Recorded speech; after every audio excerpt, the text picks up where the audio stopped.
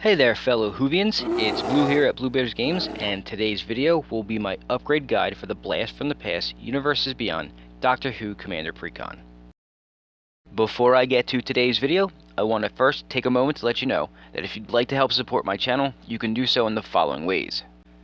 Like this video, subscribe to the channel, share any of my content on your socials so other people can discover it, and or watch some of my many other videos yourself.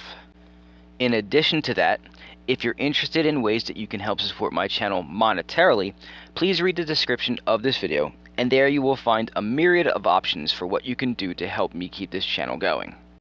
Anything that you can do to help is greatly appreciated, and I thank you for it. Now with that out of the way, let's begin. As is always the case when I do these guides, I will show you the cards that I would recommend removing first, and then I'll show you the ones that I would add back in to help make this deck play a little better. Let me start by talking about the Commander and the Companion spot. I looked at all the different combinations that you could put together and noticed something very odd.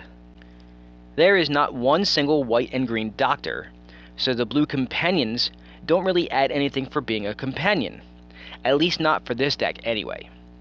In a complete rebuild, sure, but not for this trio of colors. I also realized that the two chosen as the partner pairings out of the box were already the best possible set if you want to keep this deck as blue, green, and white, or Bant colors. So the next thing that I had to decide was what the theme is that I wanted to hone in on, and it quickly became quite obvious that a historic theme with card draw and token creation was the way to go.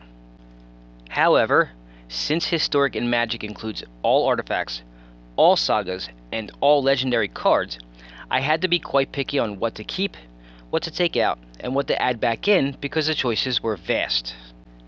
I believe what I've come up with is pretty good, so let me start by telling you what I would take out. I would start by removing Exotic Orchard, Temple of Enlightenment, Sky Cloud Expanse, Temple of Mystery, Temple of Plenty, Sungrass Prairie, Thriving Grove, Thriving Heath, Explore, and 3 Visits.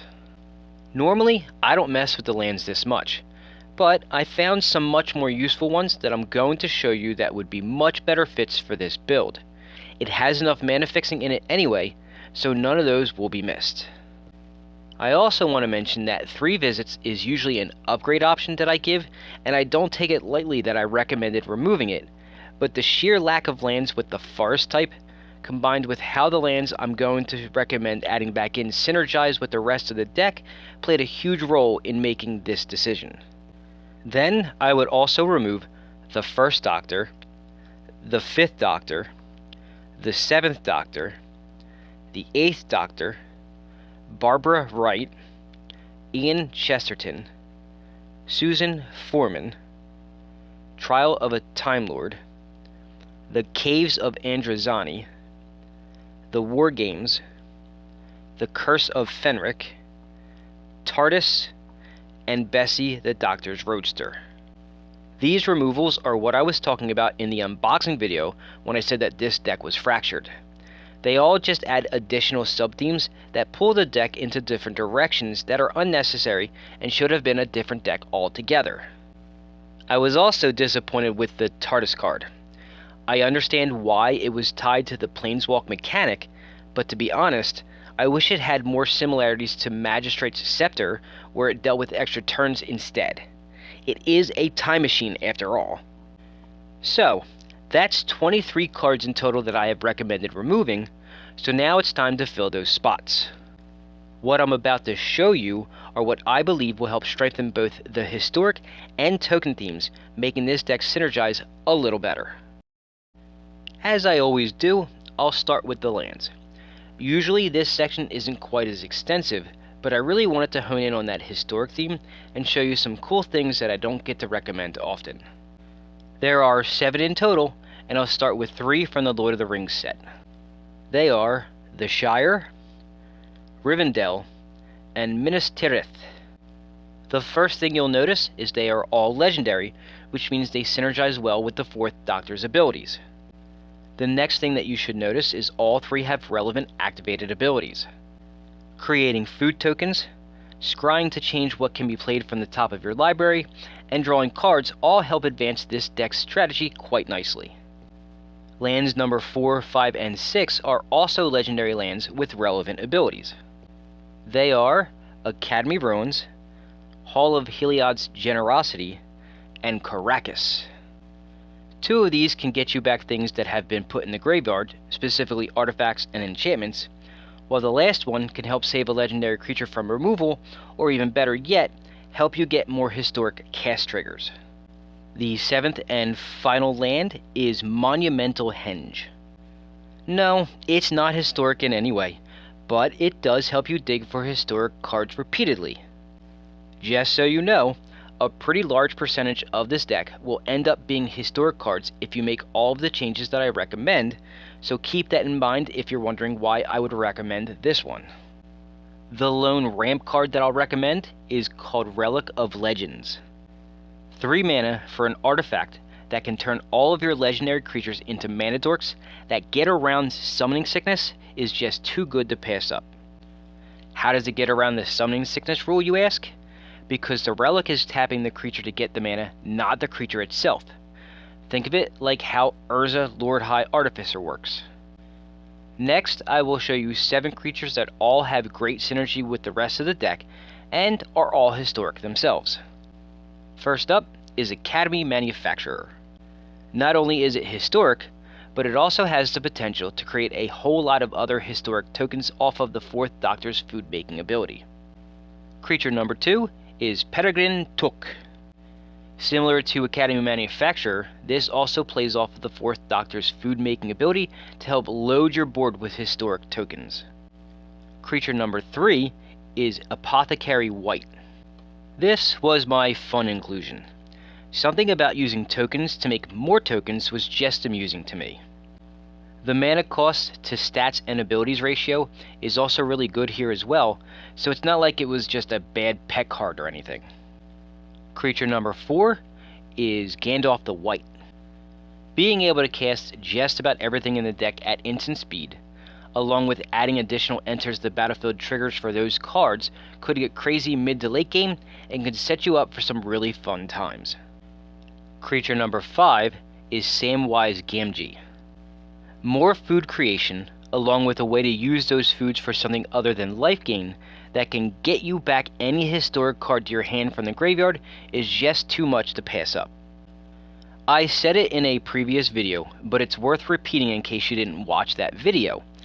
Anytime you can get multiple uses of a card in a singleton format like Commander is a pretty powerful thing, and this can do it repeatedly, making it that much more powerful. Creature number 6 is Lonus Cryptozoologist. Are you starting to see some of the synergies yet? Cast a creature, get a token. Possibly multiple tokens. Only this one creates the kind that draw you cards, clue tokens. Then, there's this fun ability that allows you to steal cards from an opponent's library that could get really interesting. What's not to love? The 7th and final creature is Kellen the Kid.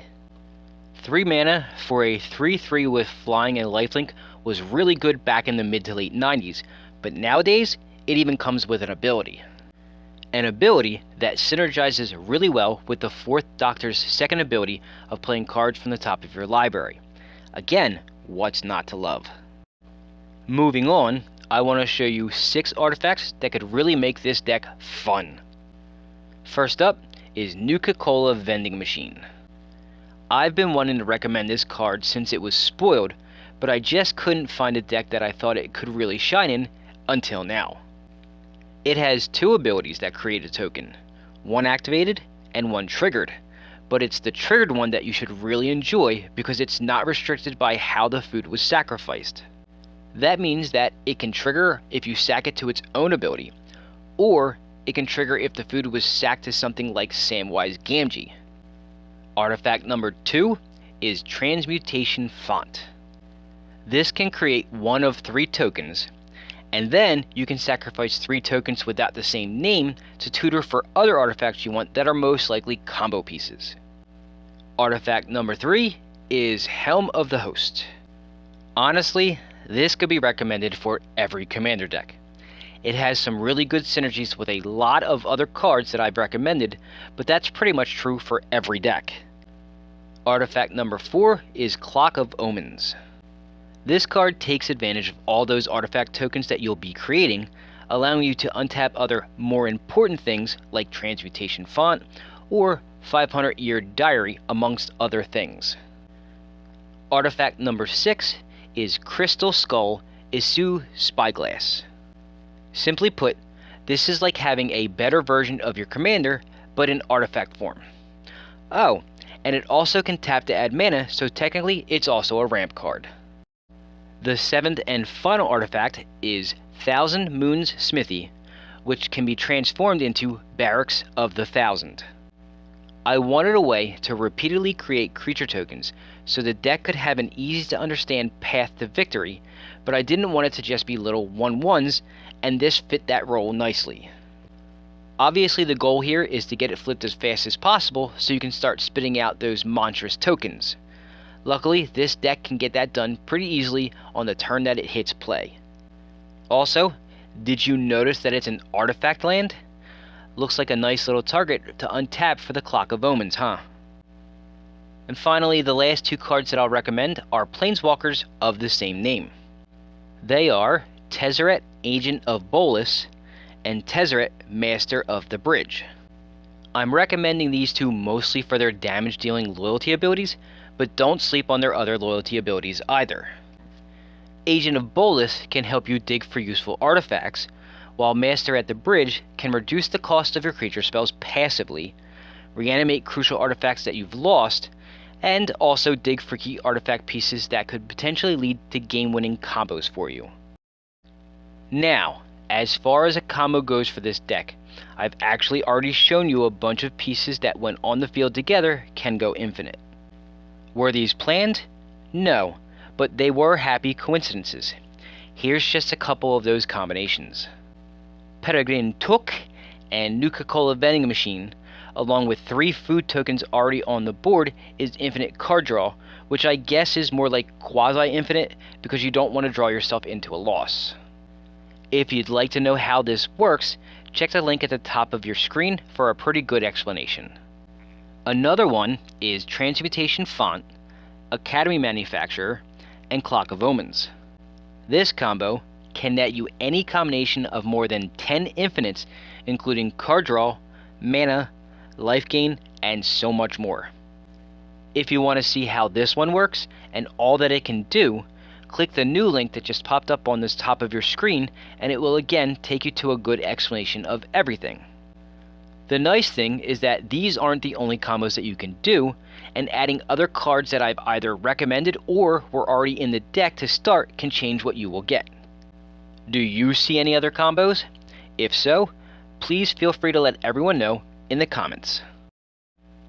And there you have it, folks, my upgrade guide for the Universes Beyond Doctor Who Blast from the Past Commander Precon. While everything that I just showed you might not make this Precon a top tier deck, it will make it better overall and a hell of a lot more fun to play.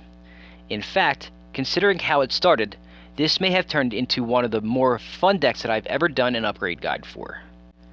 It is possible that I may be biased because of my love for the show, but I don't think so since I've actually never seen any of the episodes that this deck is based off of, but who knows.